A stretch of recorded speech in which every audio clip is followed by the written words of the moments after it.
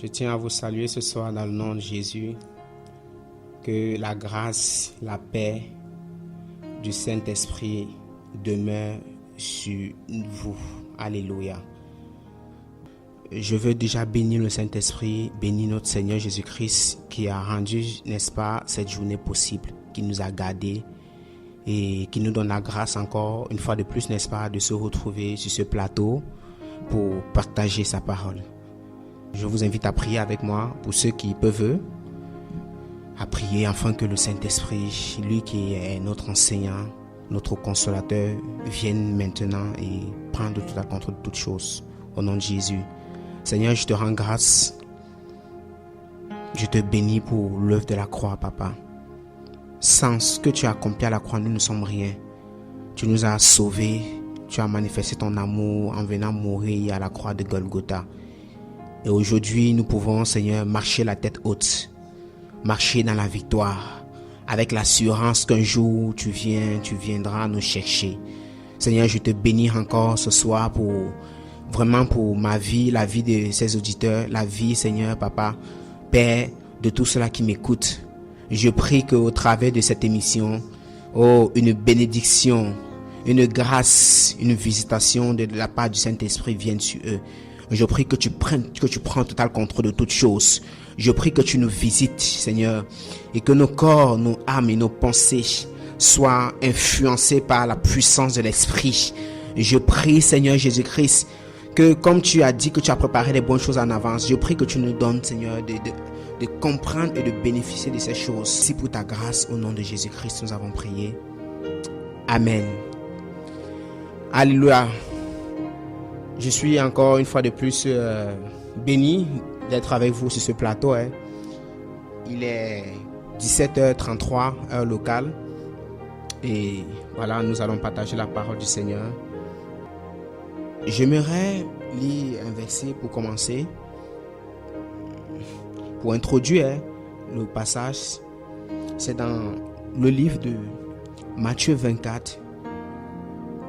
Un passage très connu. Un livre très lu de la Bible, un chapitre très connu, et j'aimerais aussi également, une fois de plus encore, lire ce verset avec vous. Alors, nous sommes dans Matthieu 24 à partir du verset 1er. Matthieu 24 à partir du verset 1er. La Bible dit, comme Jésus s'en allait au sortir du temple, ses disciples s'approchaient pour lui faire remarquer les constructions. Mais il leur dit, voyez-vous tout cela?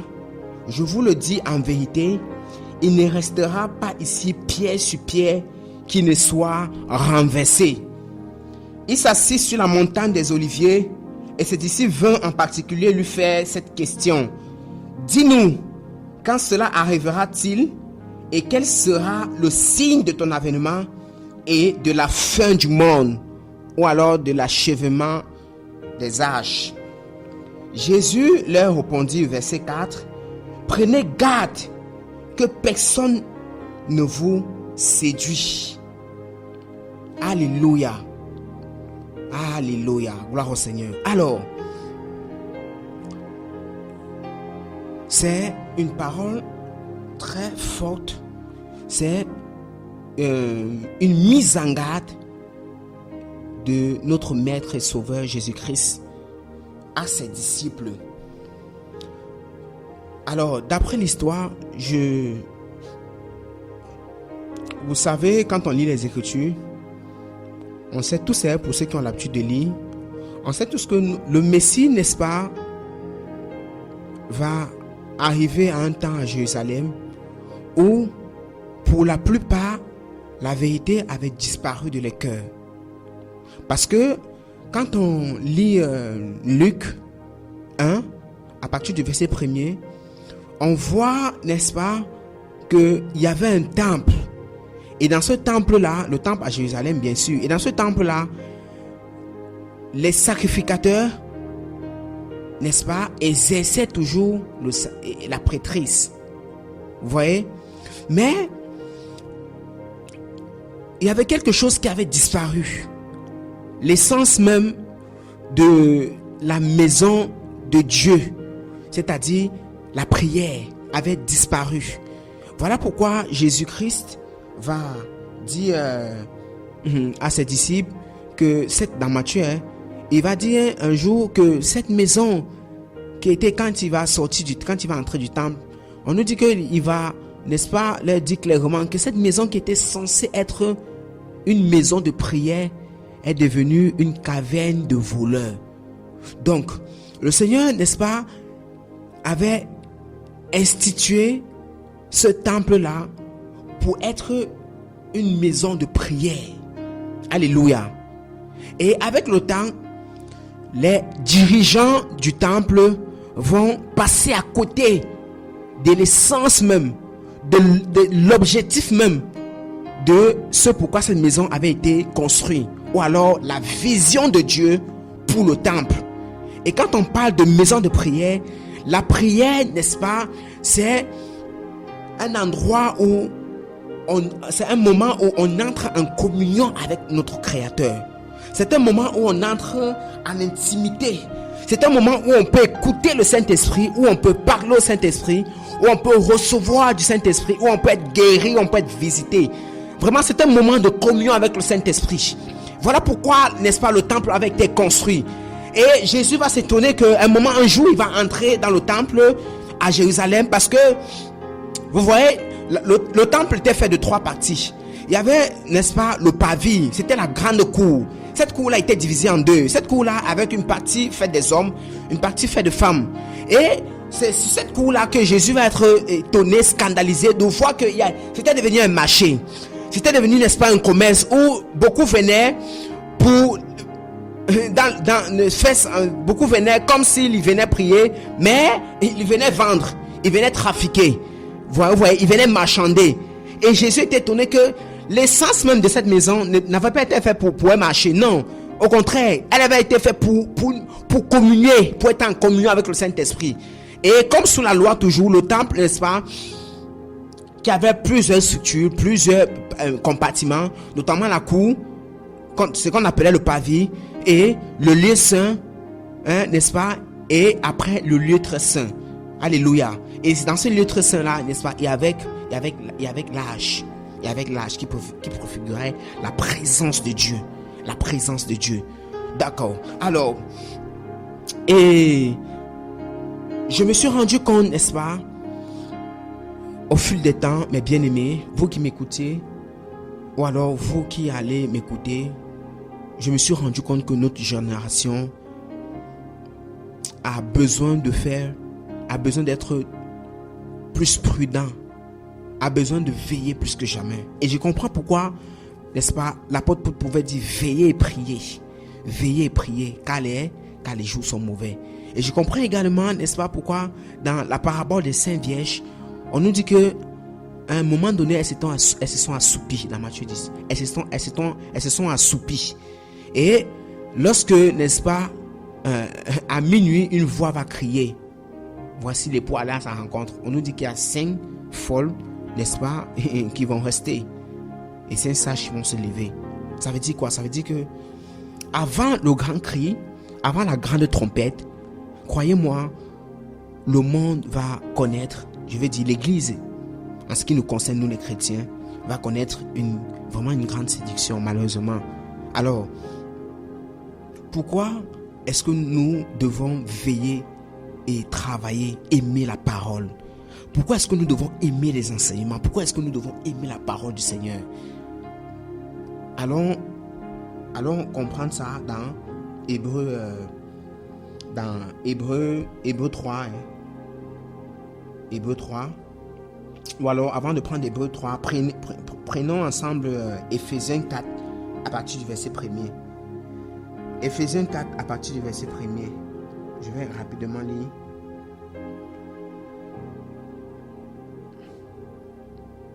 Éphésiens 4 à partir du verset 1er.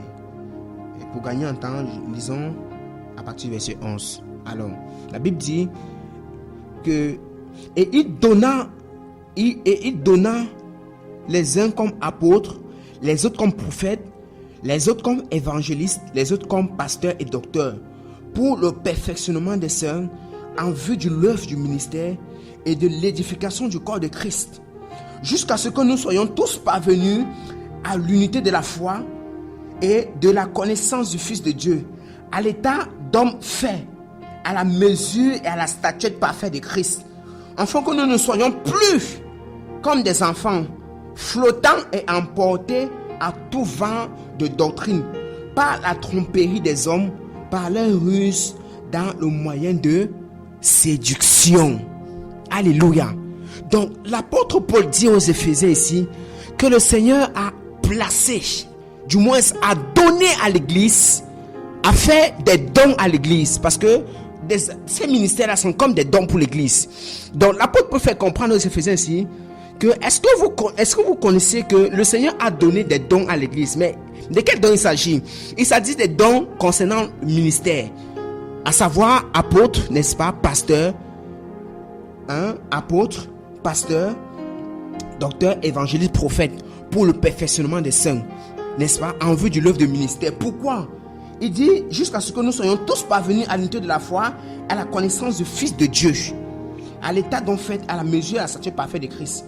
Il dit enfin que, pour éviter, pour ne pas se retrouver un jour, pour ne pas se laisser, pour vraiment faire face, pour affronter, pour fuir, afin que nous ne soyons plus des enfants flottants et emportés à tout vent de doctrine, n'est-ce pas, par la tromperie des hommes, par leur ruse, dans le moyen de séduction.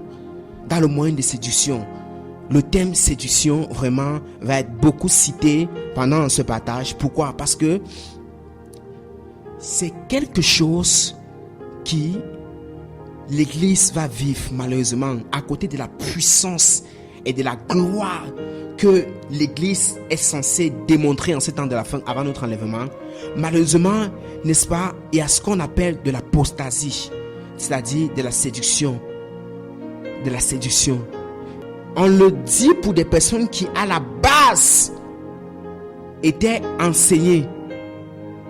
Si on a séduit quelqu'un, ça veut dire qu'au préalable, n'est-ce pas, il était dans des bonnes voies, dans des bonnes motivations. Il avait la foi. Jésus a dit que parce que l'iniquité se sera accrue, l'amour d'un plus grand nombre va disparaître. C'est ça la séduction. Et j'aimerais nous exhorter dessus. Pourquoi? Parce que il y a quelque chose que j'ai constaté lorsque j'étudie, n'est-ce pas, les réveils que nos pères ont vécu, que notre génération est en train de vivre. Je me rends compte que à chaque fois que le Seigneur, n'est-ce pas, va susciter un réveil,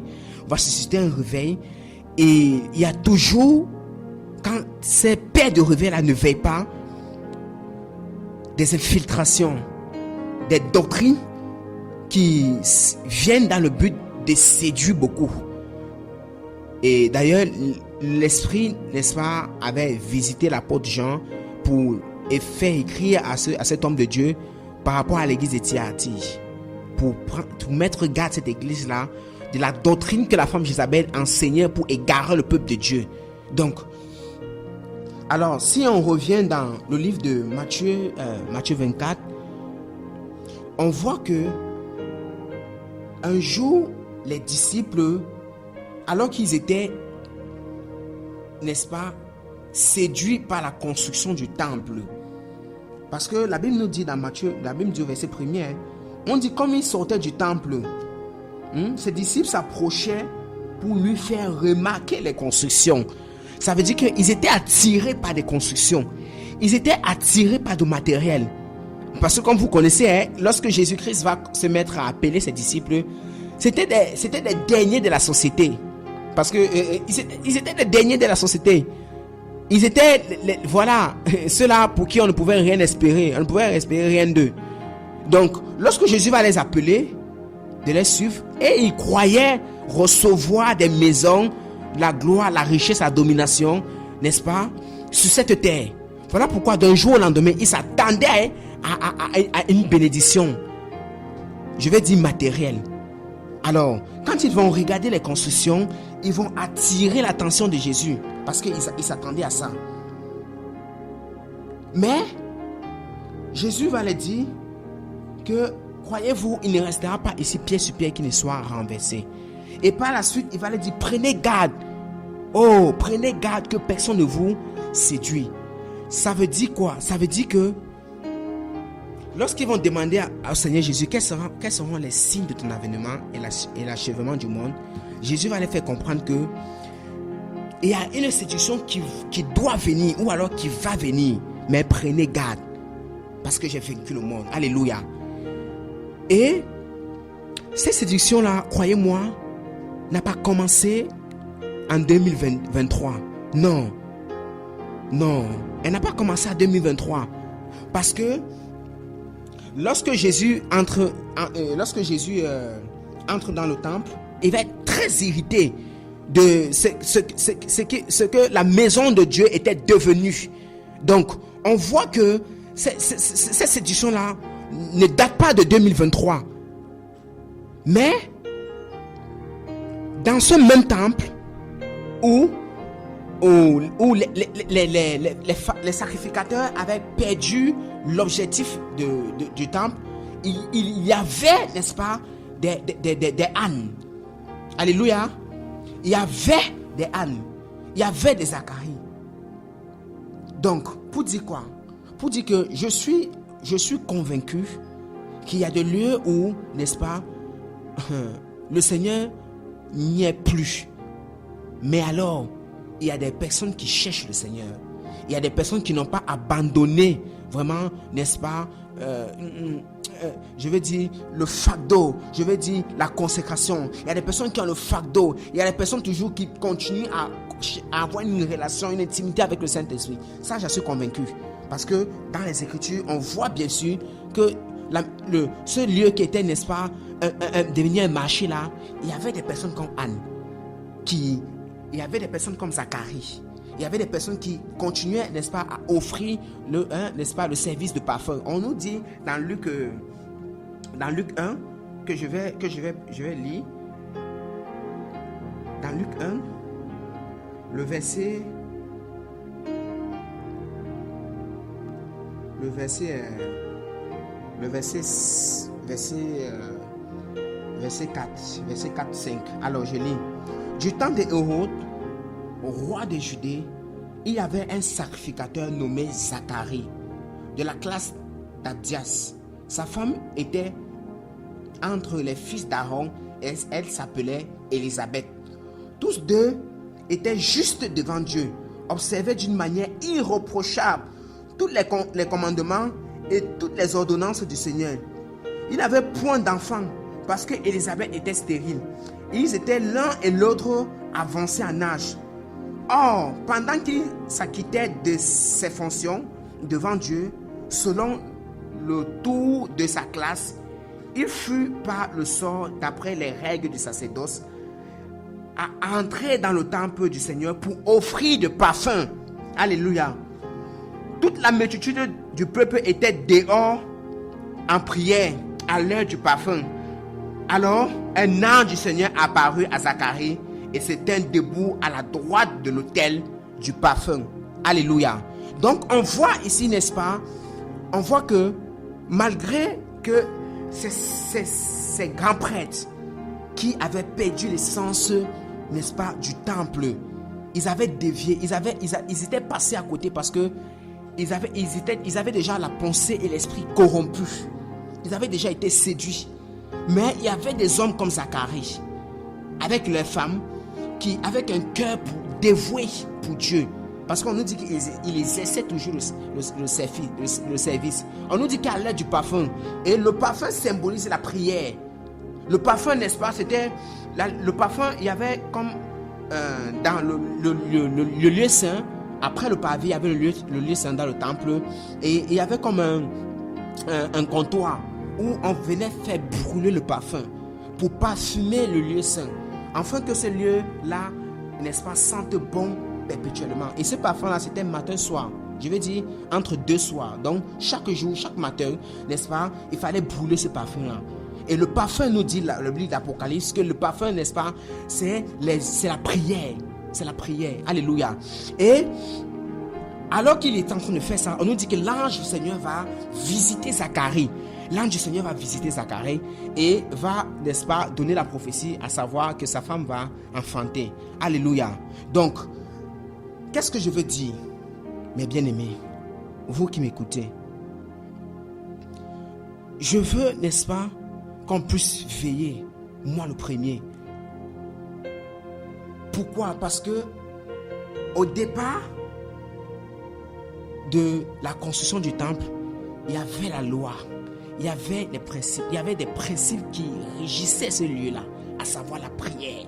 Voilà pourquoi on nous parle du parfum.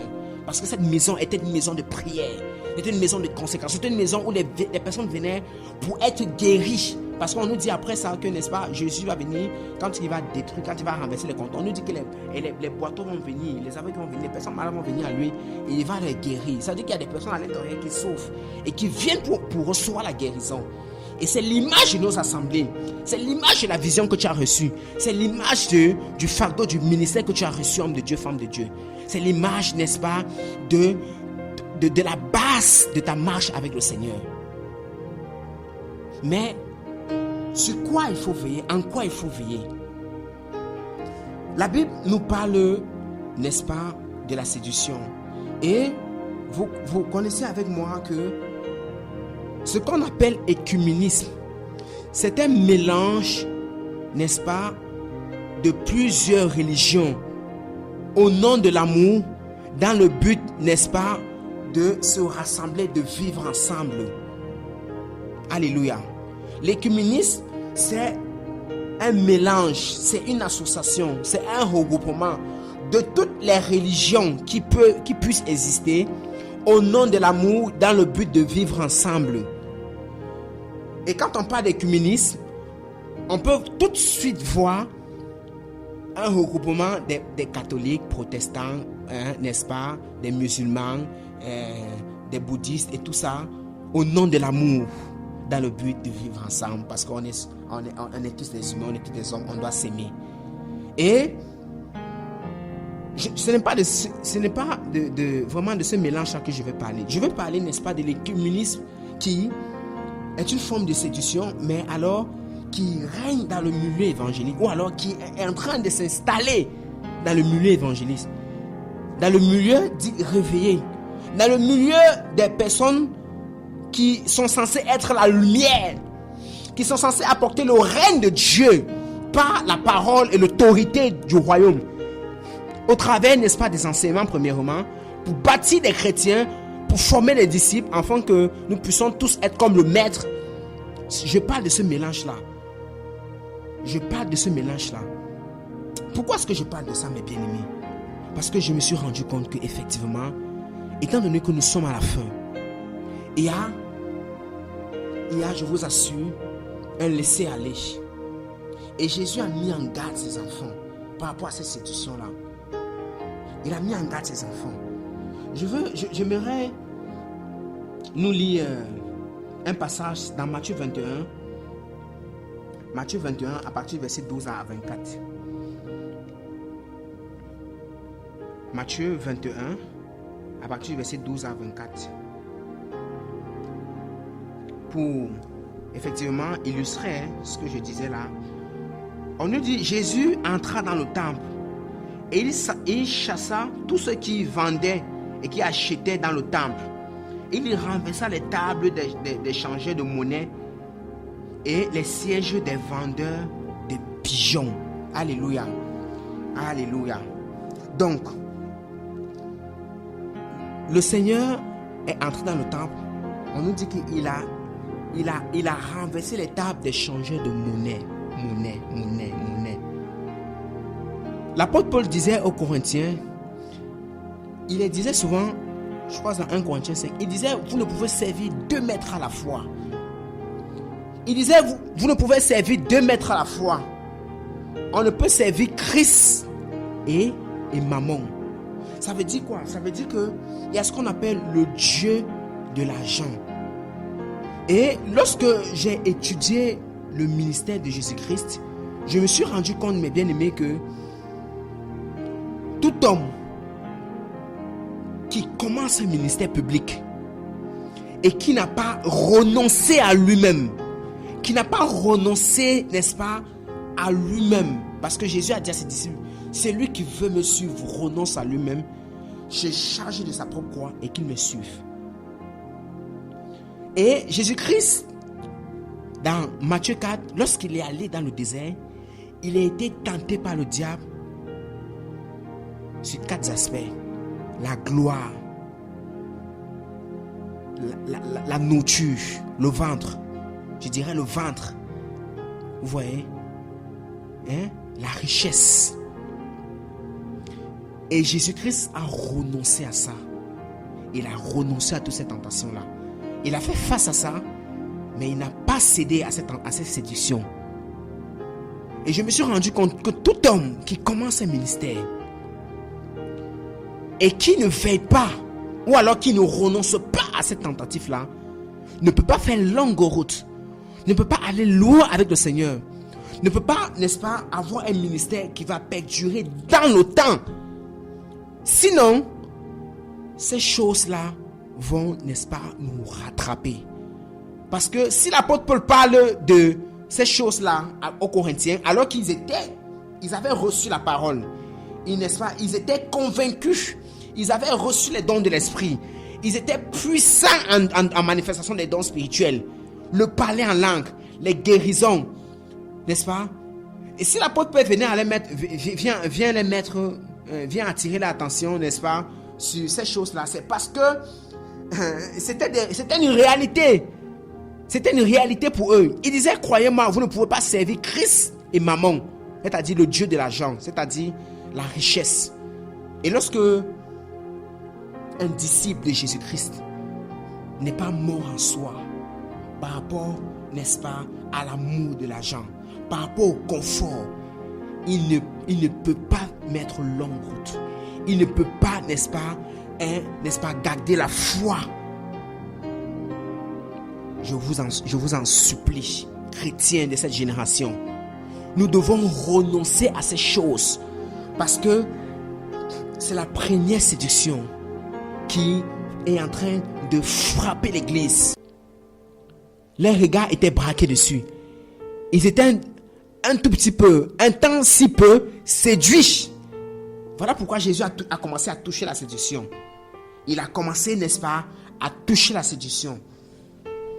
Alors, je vous assure, la Bible nous dit, n'est-ce pas, dans le livre de Éphésiens 3,16, que je vais lire. La Bible nous dit dans Éphésiens 3,16,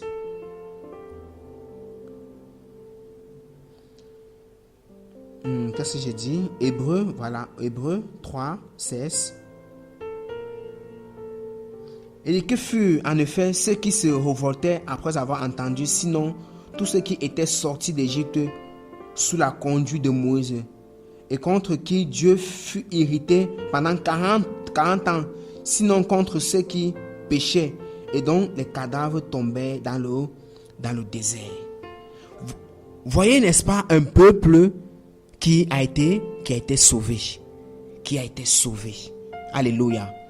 Et qui sont, pour la plupart, tous tombés, péris dans le désert.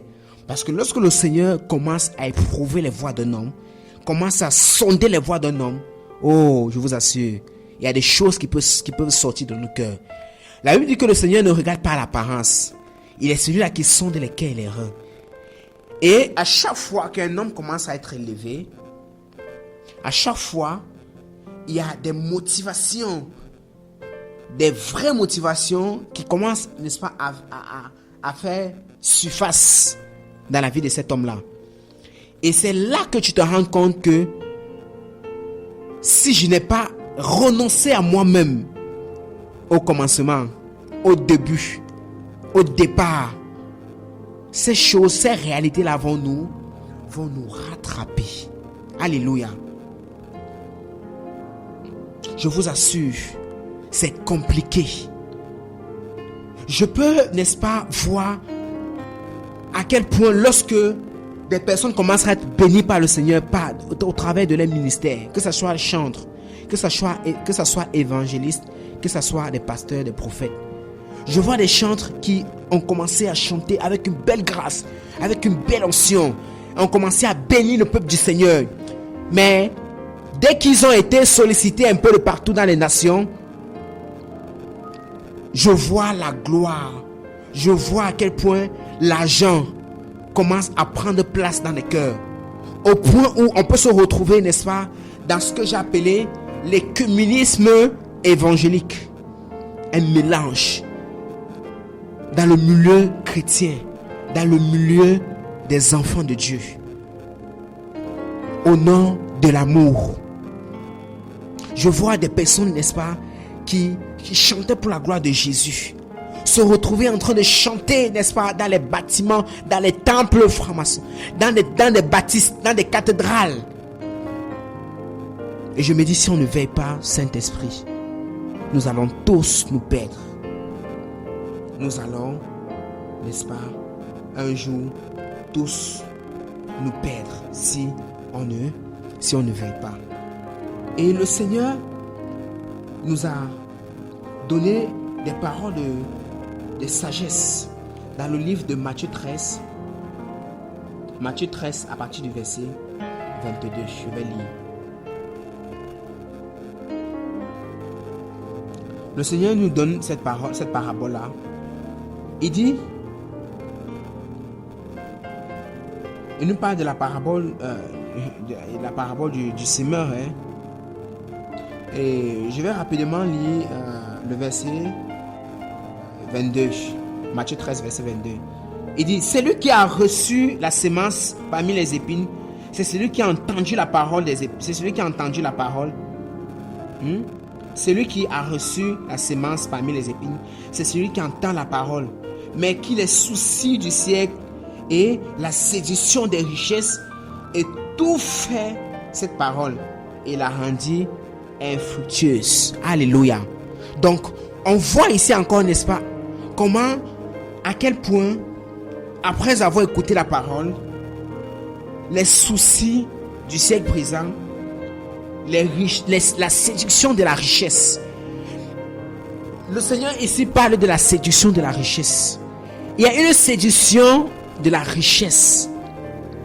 La séduction de la richesse qui peut, n'est-ce pas, venir voler la parole dans la vie d'un disciple, dans la vie d'un appelé, dans la vie d'un oint. Le fait de faire le ministère pour être riche. Le fait de faire ministère, le fait de prêcher l'évangile, le fait d'amener des foules à Christ pour être riche, c'est une séduction. C'est une séduction. Je nous en supplie, Saint-Esprit. Père, sauve-nous. Sauve ton peuple. Sauve mes frères et sœurs dispersés dans les nations qui peuvent être frappés de cet esprit-là. Je nous en supplie. Je prie que le Saint-Esprit ouvre nos yeux. Beaucoup passent à côté. Beaucoup commencent bien. Mais les soucis du siècle. Parce qu'on veut tous avoir une grande maison. Parce qu'on veut tous être bien. On veut tous avoir une grosse voiture. Alors qu'on oublie qu'on n'est pas tous appelés à avoir une grosse voiture. Crois-moi, mon frère qui m'écoute, ma soeur qui m'écoute. On n'est pas tous appelés à avoir une grosse voiture. On n'est pas tous appelés à construire. Non. On n'est pas tous appelés parce qu'on est chrétien, parce qu'on est pasteur. À être béni financièrement, à être dans l'abondance. Non. Oui, c'est vrai. On n'est pas l'évangile de la médiocrité, de la pauvreté. Elle n'est pas chrétienne. Mais l'évangile de la prospérité non plus aussi. Donc, il est question de faire l'équilibre. Il est question d'accepter l'état où le Seigneur nous met. Il est question d'accepter les épreuves par lesquelles nous sommes soumis.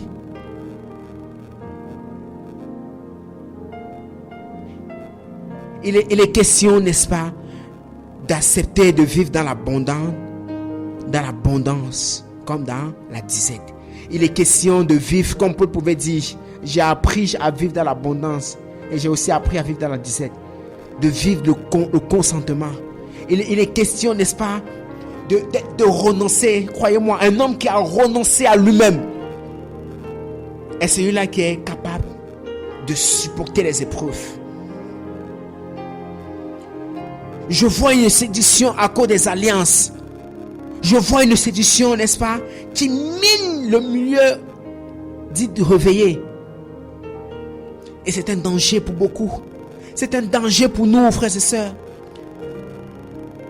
Je vois, n'est-ce pas, au nom de l'amour, n'est-ce pas, le oui amène à tout. Je vois un laisser aller. Je peux voir des personnes avec qui, n'est-ce pas, on a fait l'œuvre, on a prêché, on a défendu l'évangile de vérité. Et qui, à cause, n'est-ce pas, des difficultés, à cause des soucis, peuvent se retrouver ou alors se retrouvent à accepter les choses on renonce, les choses que la Bible condamne. Vous savez, Salomon pouvait dire qu'il n'y a rien de nouveau sous le soleil. Mais effectivement, alors il n'y a rien de nouveau sous le soleil. Jésus, dans Matthieu, je crois que c'est dans Matthieu 13, où il va demander à ses disciples, que dites-vous que je suis? Et ses disciples vont, n'est-ce pas, beaucoup vont dire que non, tu es un prophète, tu es, n'est-ce pas, Élie. Et Pierre va prendre la parole. Pierre va dire, tu es l'eau, n'est-ce pas? Je crois que c'est dans Matthieu 12. Matthieu 16, voilà, merci. J'ai trouvé le passage, merci. Je vais lire, pour ne pas dire du n'importe quoi. Alors, Matthieu 16, à partir du verset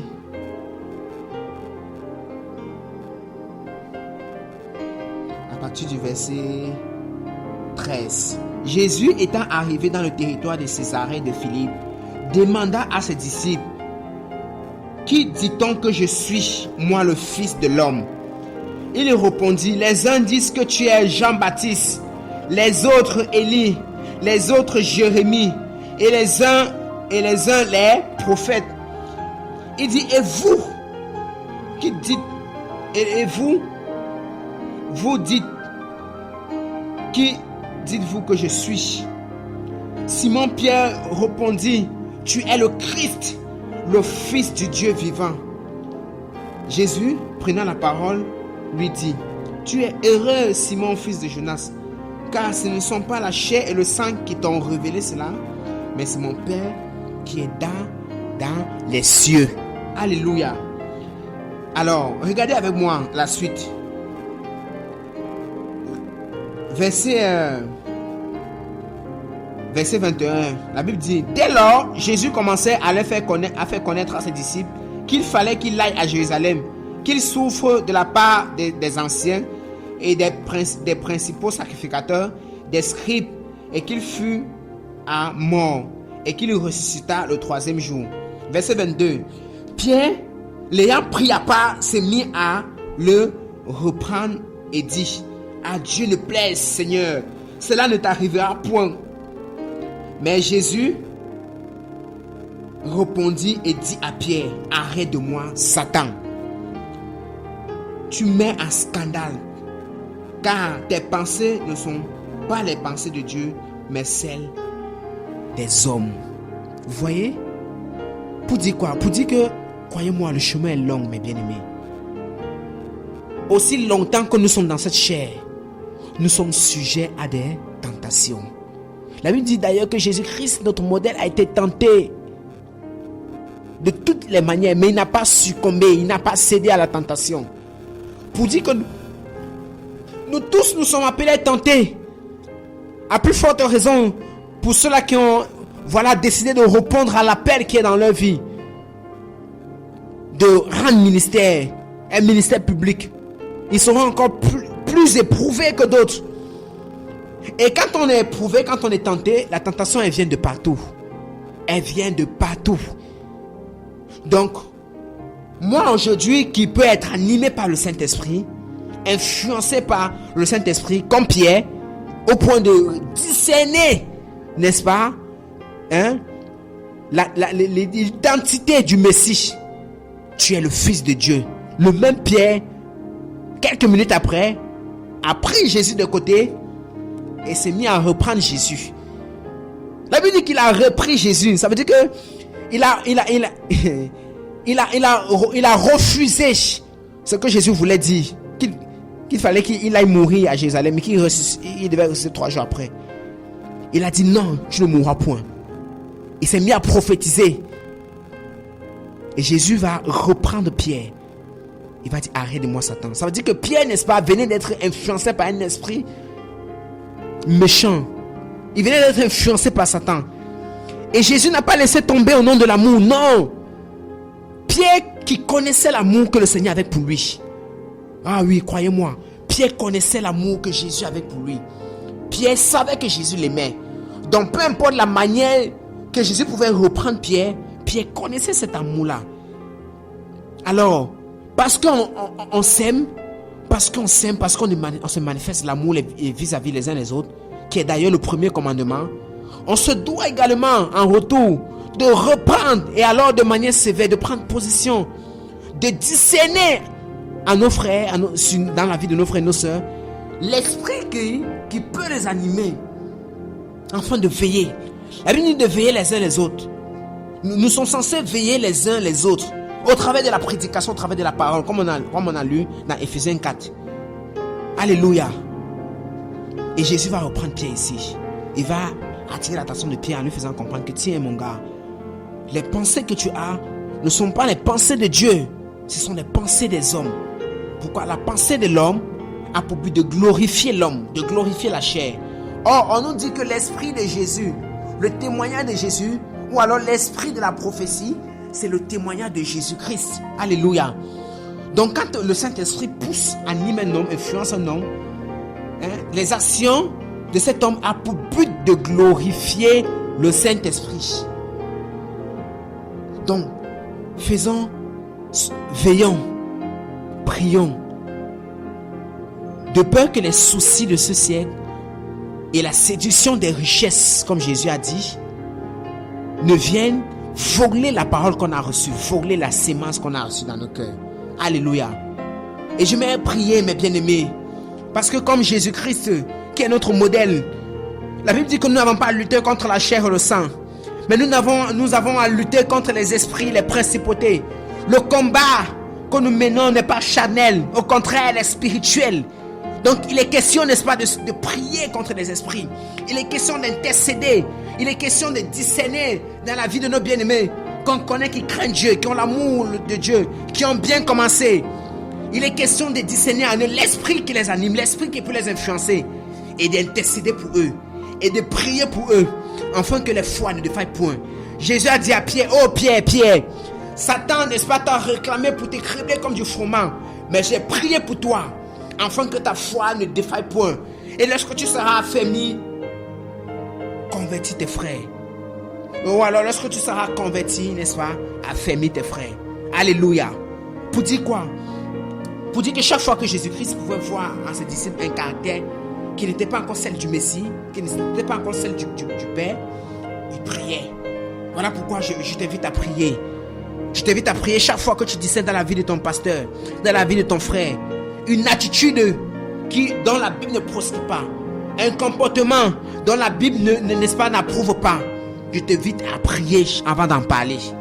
Parce que c'est vrai que la Bible dit que lorsque ton frère a péché, va vers ton frère. Va vers ton frère.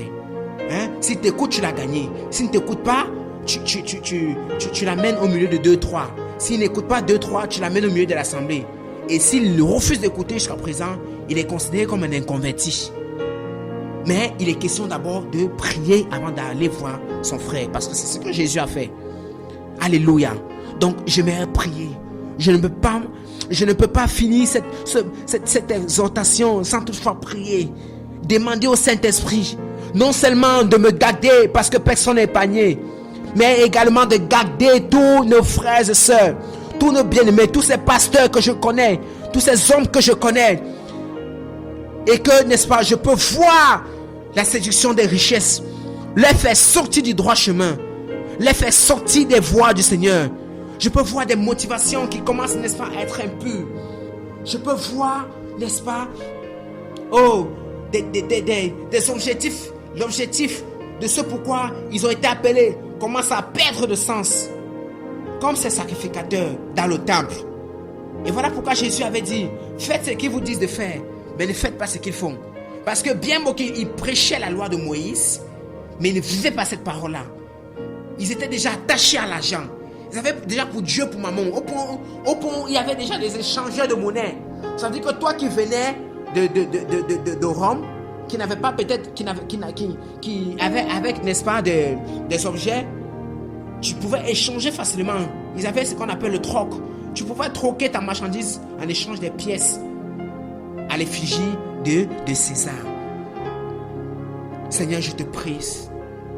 Je te prie, Papa. Je t'en supplie, Père. Au nom puissant de Jésus.